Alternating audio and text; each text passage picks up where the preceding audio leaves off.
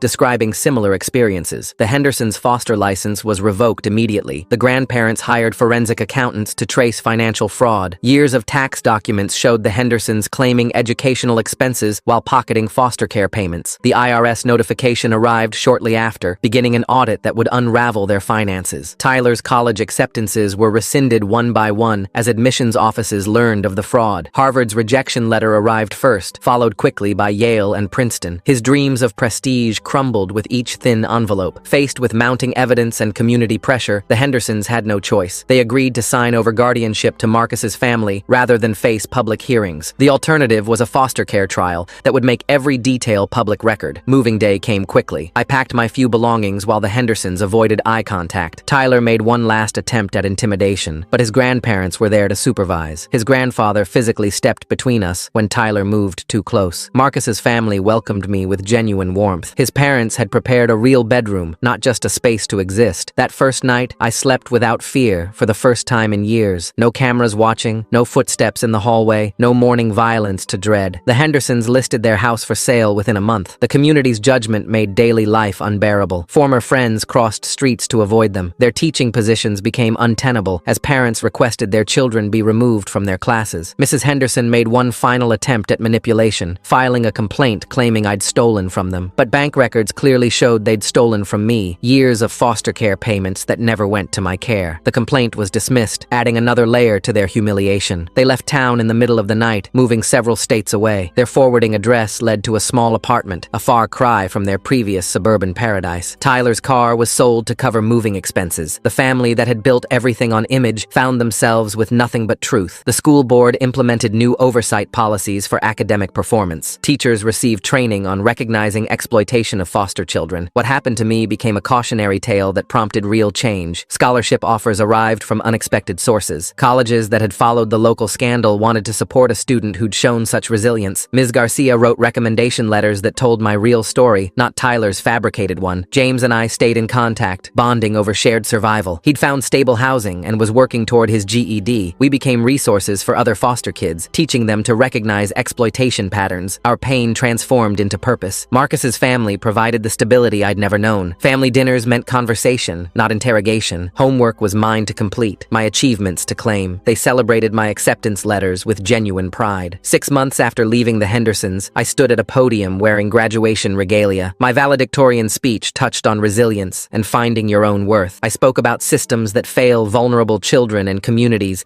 that enable abuse through willful blindness. The audience included my chosen family, Marcus and his parents, Sarah and Catherine, Ms. Garcia and the teachers who'd finally acted. Even Tyler's grandparents attended, their support a form of apology for years of unknowing complicity. Meanwhile, the Hendersons struggled in their new location. Without their reputation and connections, they were just another family getting by. Tyler worked minimum wage, his dreams of easy success shattered. The premium they'd placed on image left them with nothing when that image crumbled. My academic brilliance, no longer stolen for someone else's benefit, opened doors I'd never imagined. Full scholarships, research opportunities, a future built on my own merit. The intelligence they'd exploited became my path to freedom. The foster care system, while still flawed, implemented better monitoring for academic exploitation. Caseworkers received training on recognizing the signs. Other children would be protected from what I'd endured. Tyler's grandparents established a scholarship fund for foster children pursuing higher education. Their guilt over unknowingly enabling abuse transformed into action. They insisted I help select recipients, ensuring the money went to those who'd earned their achievements. I chose a college far from that town, but I carried its lessons with me. Trust, once shattered, rebuilt slowly through consistent care from Marcus's family. Therapy helped process trauma that went deeper than physical bruises. My story spread through foster care networks, not as gossip, but as guidance. Social workers shared it in training sessions. Foster children learned to document abuse and build support networks. What the Hendersons did to me became a blueprint for what to watch for and how to escape. Tyler attempted to contact me once, a rambling message about how I'd ruined his life. I didn't respond. His inability to take responsibility showed he'd learned nothing. The Hendersons had created a monster who believed he deserved success without effort, and now he faced reality without their protection. I graduated summa fluid laude, my achievements entirely my own. The stage walk felt different when the diploma had my name on work I'd actually done. No one could take that away or claim credit for my success.